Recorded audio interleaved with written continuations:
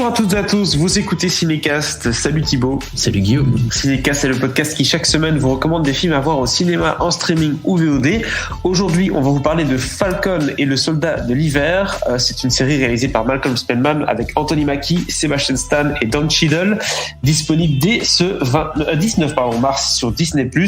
Ça vous dit quelque chose, hein, Falcon et le soldat de l'hiver? Oui, tout à fait. Il s'agit d'une nouvelle série dérivée du Marvel Cinematic Universe avec donc deux personnages, on va dire secondaires. Hein.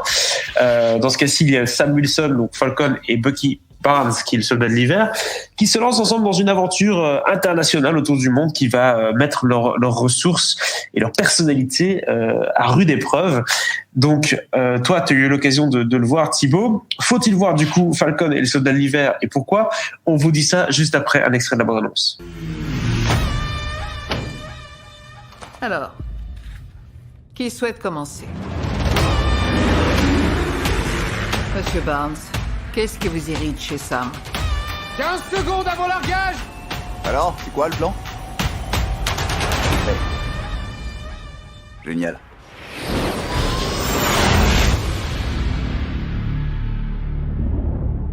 Les super-héros ne devraient pas exister. J'ai bien l'intention de finir ce que j'ai commencé. Alors Thibaut, c'était très très attendu, hein, cette seconde série inspirée du Marvel Cinematic Universe, ou en tout cas dérivée de cet univers-là. Tu as eu l'occasion de voir le tout premier épisode, hein, pas plus, jusqu'ici. Qu'est-ce que tu en as pensé? Quelles sont tes premières impressions? Alors, je dois te dire qu'avant de voir la série, j'avais quand même un certain a priori, et qui est typique de ce que Disney est en train de mettre en place de façon générale. Hein. C'est pas juste concernant Marvel, c'est faire des séries, des films sur des personnages secondaires ou des personnages de plus en plus secondaires. Et je suis pas convaincu par cette façon de faire là de manière générale déjà. Tu vois, t'as l'impression qu'ils ont envie de remplir leur catalogue avec de plus en plus de choses, et effectivement ils ont besoin de remplir leur catalogue sur Disney+, et donc forcément les Marvel, les Star Wars, etc., ça se prête parfaitement pour cela. Donc voilà, je partais déjà quand même avec un certain a priori que j'ai toujours, hein, ce que je suis en train de dire là, je le pense toujours, et je suis vraiment pas convaincu par cette démarche qui va montrer ses limites à un moment ou l'autre, quoi. Pourquoi tu préférerais quelle démarche de la part de Disney par rapport aux propriétés Marvel? Je sais pas, mais j'ai l'impression qu'ils veulent... oui, je trouve qu'ils en font trop, en fait. Ici, notamment concernant cette série Falcon et le soldat d'hiver, Kevin Feige a déjà dit que c'est pas vraiment une série dérivée, c'est vraiment lié au film. Et si tu sais pas ce qui se passe dans les films, tu vas être un peu perdu. Ici, c'est une suite directe d'Avengers Endgame, par exemple. Et donc, c'est cette façon t'es obligé de tout voir et pour tout comprendre. C'est un peu pareil avec les Star Wars. Au début, t'étais pas obligé d'avoir suivi Clone Wars. Et du coup, quand tu voyais Ashoka débarquer dans Mandalorian, si t'avais pas vu Clone Wars notamment, et les autres séries, t'étais un peu perdu. Après, il y a moyen de comprendre si t'as pas vu tout ça, mais c'est plus compliqué, quoi. Et idéalement, il faut avoir tout vu. Et voilà, c'est ça qui me gêne dans leur démarche, c'est cette façon de faire que tu dois tout voir si tu veux tout comprendre. Voilà. Ouais, c'est ça, c'est faire un peu transformer tous les films en séries, puis les séries du coup les accompagner. Il y a rien qui est vraiment standalone qui peut se déguster comme étant une œuvre à part entière, quoi. Tout est un peu du préfabriqué. Ouais, et c'est pas complètement neuf parce que parfois ça m'arrivait en sortant de projections presse d'autres choses, enfin, d'autres films Marvel avant ou Star Wars, d'entendre des critiques qui étaient pas forcément emballées par certaines choses, et en fait, moi je savais que j'avais pas forcément vu l'épisode en question ou le bouquin ou que sais-je, mais je connaissais quand même l'existence de ce nouveau personnage, alors que les autres comprenaient pas forcément, tu vois. Donc ouais, je vois. Voilà, c'est pas quelque chose qui est neuf, et c'est quelque chose qui va même complètement s'accélérer dans les mois et années à venir. Donc voilà. Bref. Du coup ici, par contre, ouais.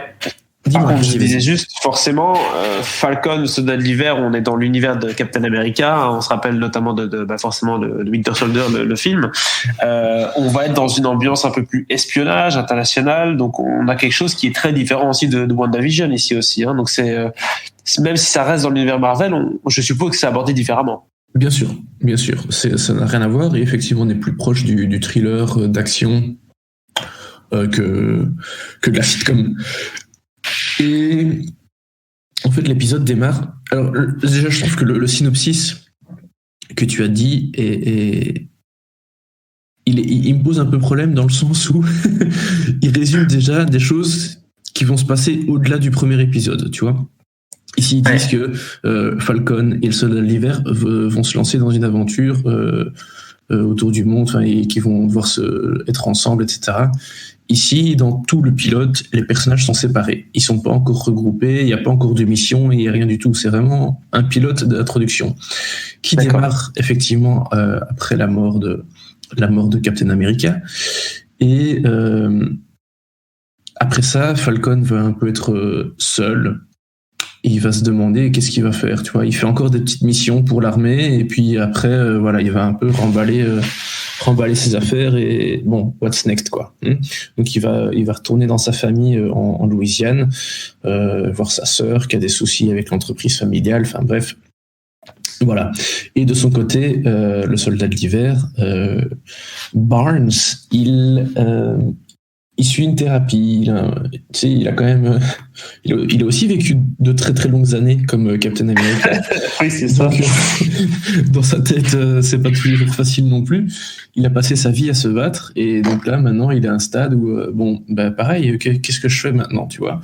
Donc il va voir un psy, et puis voilà, il va voir ce qu'il va faire pour la suite. Et je peux pas aller vraiment beaucoup plus loin dans l'explication de l'épisode, parce que sinon ce serait vraiment gâcher la pseudo-surprise, on va dire, par laquelle l'épisode se termine. Mais voilà, c'est un premier épisode qui m'a un peu laissé sur ma faim. J'aurais bien aimé avoir accès déjà aux épisodes 2 et 3, ce qui est généralement le cas quand on partage une série à des journalistes. En général, on a accès aux 3 premiers épisodes, histoire d'avoir un avis, une idée un peu plus claire de ce qu'est le début de la série. Ici, j'ai que le premier épisode, malheureusement.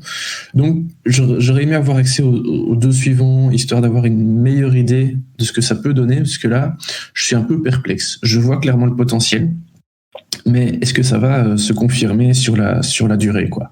Parce que, au-delà de ça, l'épisode démarre avec une chouette scène d'action avec Falcon, vraiment très sympa à voir.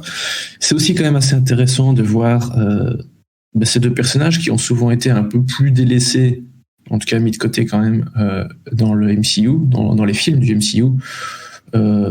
Donc pourquoi pas? Je vois clairement le potentiel, je suis pas encore convaincu, alors que WandaVision, même si je suis pas un fan des sitcoms, j'aimais bien l'exercice et j'étais vraiment curieux de voir ce que ça pouvait donner. J'étais un peu plus emballé quand même. Ici, je suis un peu moins emballé, mais intrigué.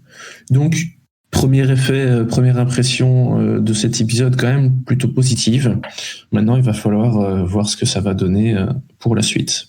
Voilà, donc des bonnes introductions par une séquence d'action, mais après, c'est un peu difficile d'imaginer qu'est-ce que ça va donner. On est moins directement dans le bain, comme c'est peut-être le cas dans d'autres séries.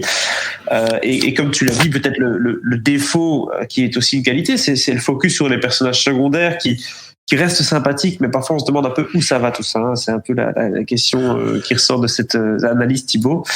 Une petite remarque sur les 2 acteurs quand même qui reprennent leur rôle ici dans une série.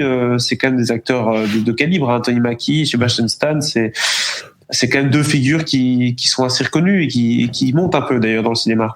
Ouais, mais moi j'ai rien de spécial à dire à leur sujet. On les connaît bien dans leur rôle depuis pas mal d'années maintenant, donc ils sont bien, voilà, c'est tout.